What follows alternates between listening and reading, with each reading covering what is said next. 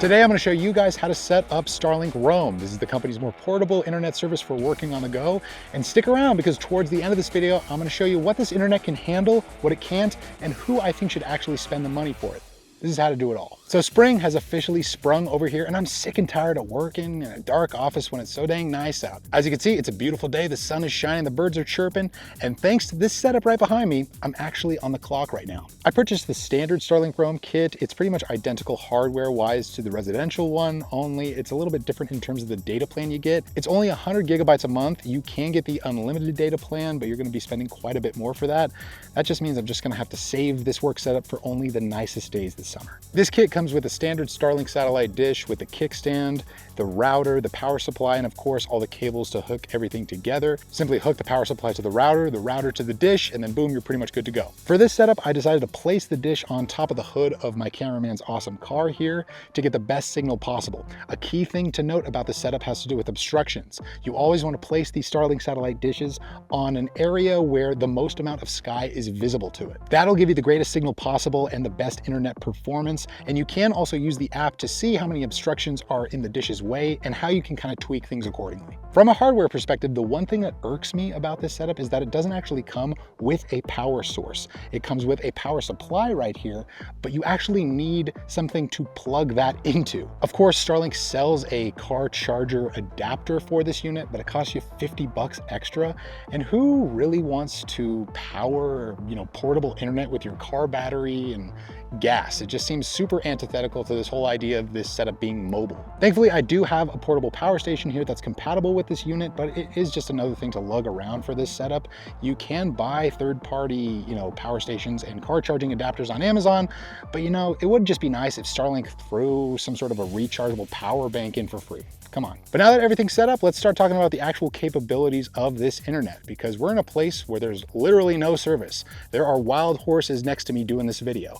So let's see if this Starlink Roam setup can actually handle the everyday needs of a video production workflow. In terms of basic internet function, I think it's pretty dang good. Pages load just like that. There's little to no latency when streaming video, and I didn't really experience any sort of video buffering issues when I was reviewing drafts for my team. So everything in this regard, basic internet stuff, is pretty dang good. I even tested it out on a video call with my coworker. We had a really productive meeting that I think went really well. Hey, what's up, Owen? How's it going, man? It's going pretty all right. Are you in the new office right now?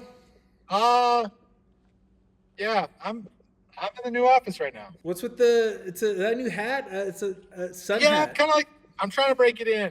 Also, the AC's on a little bit. I'm gonna need the SD cards for a shoot later. Can you grab those? Yeah, I'll definitely grab those. I'll definitely grab those in like 5 minutes here. Good luck. Yeah, man. Okay. Breaking in the hat. Yeah. Okay. I'll see you soon. Okay.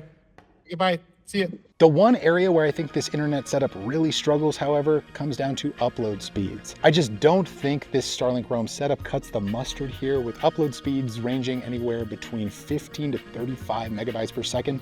That is kind of bleak.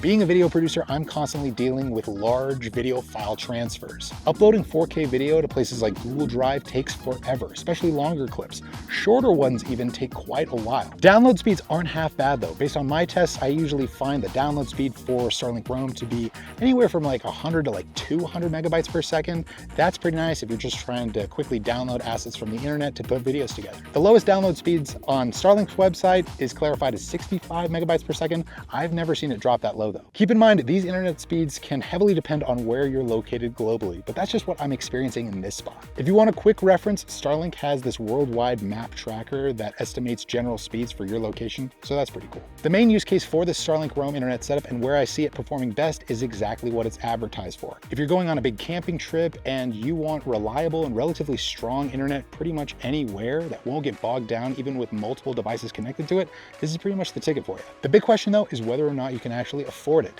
At the time I purchased it, this kit combined with the first month subscription ran me around $400. And that's not even counting the 50 to 100 bucks more that you're gonna need to spend on a power source to run the dang thing in the first place. And when those 100 gigs of high-speed internet are gone per month, they're gone. Unless you, of course, upgrade to the unlimited data plan, but guess what that means? If you want the far more affordable version of this setup, check out the Starlink Roam Mini. It's a more condensed, smaller version of this setup. You can actually fit the whole thing into a backpack, but I'm not quite sure performance-wise how it would handle this type of video production workflow. Listen, this will be nice to have for some work days, but I'm not gonna use it as my office's daily driver.